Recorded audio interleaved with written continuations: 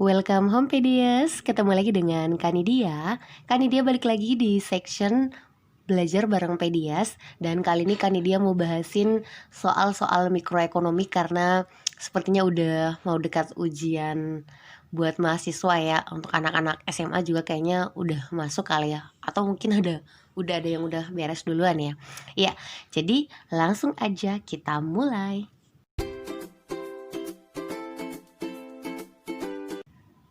Oh iya, Kanidia mau bagi info, insya Allah di bulan Desember ini Kanidia mau buka lagi kelas intensif untuk persiapan KSN 2021, KSM juga, serta UTBK 2021. Jadi belajarnya 2 hari selama 8 jam, fokusnya cuma bahas soal-soal. Insya Allah kita bakal bahas ratusan soal yang prediktif.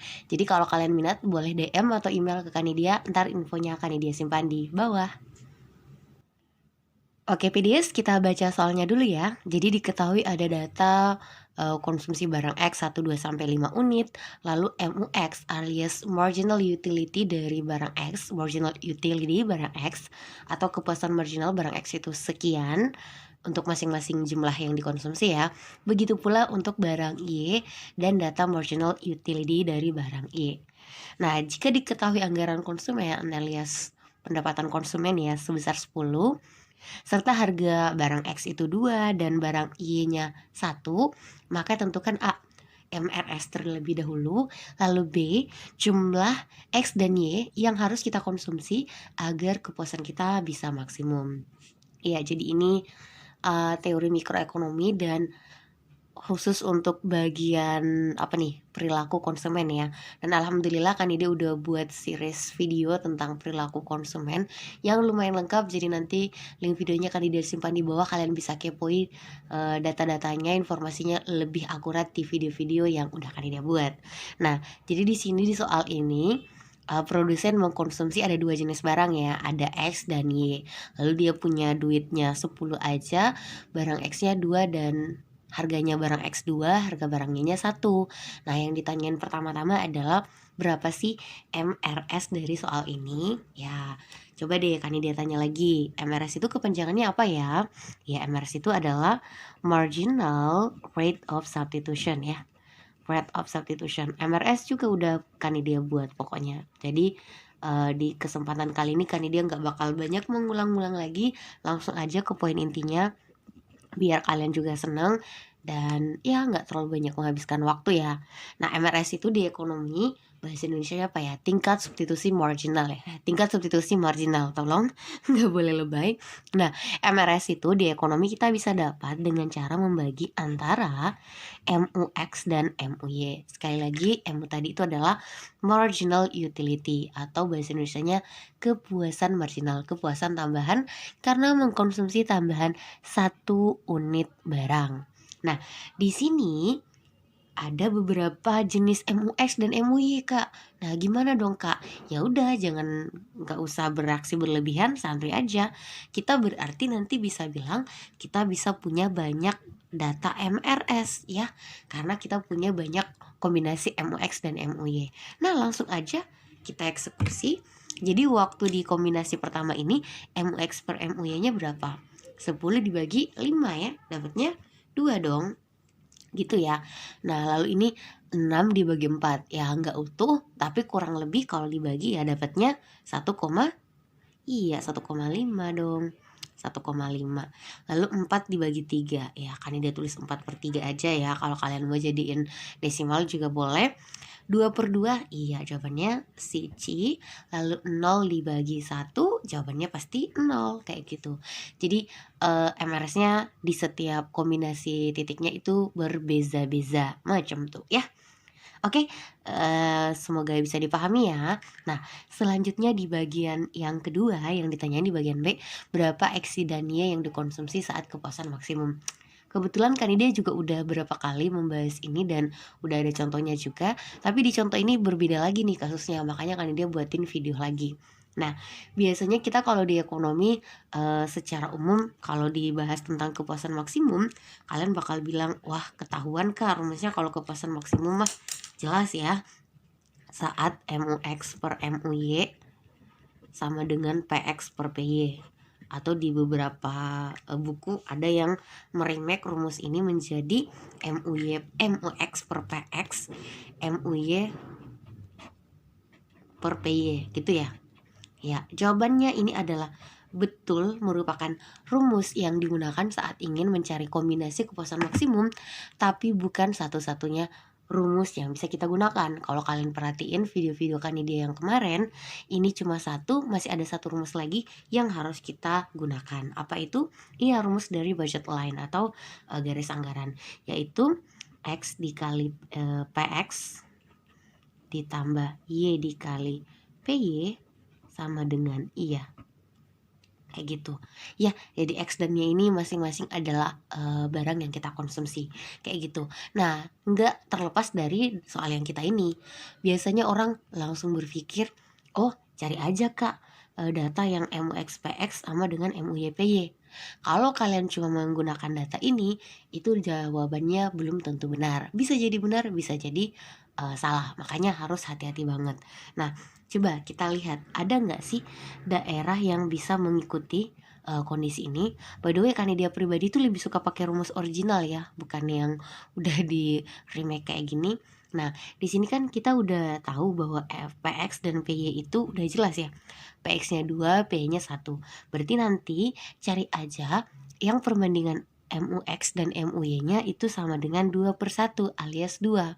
Nah, yang mau Kanidia sebut, perbandingannya itu nggak melulu harus sama, misalnya MUX dengan MUY ini, nggak harus ya, walaupun bisa. Nah, coba kita lihat, misalnya kemungkinan pertama ya. Di kemungkinan pertama kita cari yang MUX dibagi MUY-nya itu sama dengan PX per PY.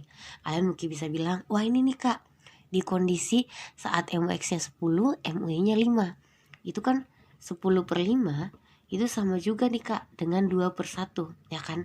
Nah, ini angkanya benar, tapi apakah betul bahwa by the way, jadi di sini kalau MUX-nya 10, X yang kita konsumsi berapa? Iya 1. Lalu Y yang kita konsumsi berapa? 4. Apakah langsung kita bisa bilang, oh jelas kak, kalau yang kayak gini mah kita bisa bilang X yang kita konsumsi 1 dan Y-nya kita konsumsi 4. Jawabannya belum tentu benar, walaupun secara konsep perbandingan dia benar. Karena sekali lagi, syarat yang harus dipenuhi ada 2 syarat, baru satu aja belum tentu benar. Nah, syarat kedua kita harus menyamakan dengan data yang ada di sini. Sekali lagi, ini adalah pendapatan ya, atau anggaran yang dimiliki konsumen. Di sini soal kita 10. Jadi, coba kita ganti semua datanya dan apakah betul bisa menghasilkan nilai sama dengan 10? Ayo, X yang harus kita konsumsi kalau di sini berarti 1 ya. Lalu PX-nya berapa? PX-nya 2. Kita tambah dengan Y yang kita mau konsumsi 4. PY-nya 1. Nah, ini kalau dijumlahkan dapat berapa? Ini kan 2, ini 4, jawabannya 6. Apakah betul uang yang kita gunakan hanya 6? Jawabannya salah, kita butuh menghabiskan sebesar 10. Jadi kombinasi 1 dan 4 itu sayang sekali belum merupakan kombinasi yang bisa memberikan kita kepuasan maksimum. Lalu kayak gimana kak? Jangan menyerah, cari lagi kombinasi yang mengikuti dua kondisi ini sekaligus ya. Ingat, harus sekaligus, nggak boleh salah satunya aja. Kita cari kombinasi kedua. Tadi kan dia sebut jangan harus dipilih yang sejajar. Oh 6/4 nggak bisa kak, 4/3 juga sama, nggak bakal ada ketemu kalau kalian maksain harus sejajar. Intinya adalah MUX-nya perbandingannya dengan MUY itu harus 2. Jadi kalau misalnya kalian ketemu, nah nanti kalian perhatiin, wah ada kemungkinan misalnya 2 dengan 1, itu kan bakal habis, bakal kalau dibagi dapat 2 juga kan. 4 dengan 2 juga benar, 6 dengan 3 juga benar. Gimana, ada lagi nggak 10 dengan 5? Ya kan, itu udah 10 dengan 5 BTW. Nah sekarang kita ke kombinasi kedua, 6 dengan 3. 6 dengan 3 ya, jadi ini kan dia tulis dulu, MUX-nya 6, MUY-nya 3. Nah sekali lagi, ini 2/1. Kita harus mengidentifikasi waktu MUX-nya 6, X yang kita konsumsi berapa? MUX-nya 6, X yang kita konsumsi 2. Lalu Y-nya yang kita konsumsi adalah 6 unit ya. Nah, apakah kombinasi 2 dan 6 merupakan kombinasi terbaik? Coba kita masukkan dalam persamaan. X yang kita mau konsumsi sebesar 2. Harga X itu 2. Lalu yang kita mau konsumsi Y-nya 6. Harga Y itu 1. Benarkah hasilnya sebesar 10? Jawabannya benar, sebesar 10. Wah, berarti kita bisa bilang ini dong Kak, kombinasi konsumsi yang paling baik. Iya, ini jawabannya.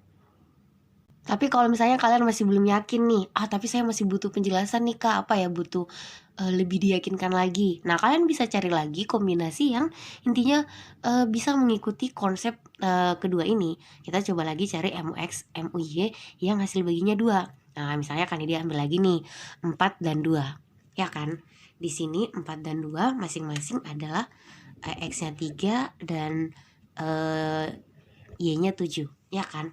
Nah, bener kalau secara konsep ini 4 dibagi 2 dapatnya 2. Nah, sama dengan 2/1. Nah, sekarang apakah bisa mengikuti konsep kedua, XPX ditambah YPY sama dengan I? Nah, coba kita kali aja di luar aja, ini lahannya udah sempit guys. 3 dikali PX, PX kita berapa? 2. Jadi 3 tambah 2, 6. Oke, kita udah punya 6. Kita tambah dengan 7, kita kali 1. 7 kali 1, 7. 6 tambah 7 dapat berapa? 13. Wah, malah menghabiskan dana lebih banyak. Sementara duit kita sekali lagi hanya 10 aja. Nggak boleh dikurangi apalagi ditambahkan. Jadi emang udah bener. Kalaupun nanti kalian pakai 21 juga pasti jawabannya nggak ketemu. Kayak gitu. Karena memang kombinasi terbaik kalau kita pengen mendapatkan kepuasan maksimum adalah saat X sama dengan 2 dan Y sama dengan berapa? Iya, 6 ya. Itu kombinasi terbaik. Oke, Kak Nidia rasa udah cukup untuk pembahasan kali ini untuk video tentang mikroekonomi. Jadi kalau kalian seneng, boleh dibantu support dengan cara di-subscribe dan di-share serta dinyalain notifnya ya.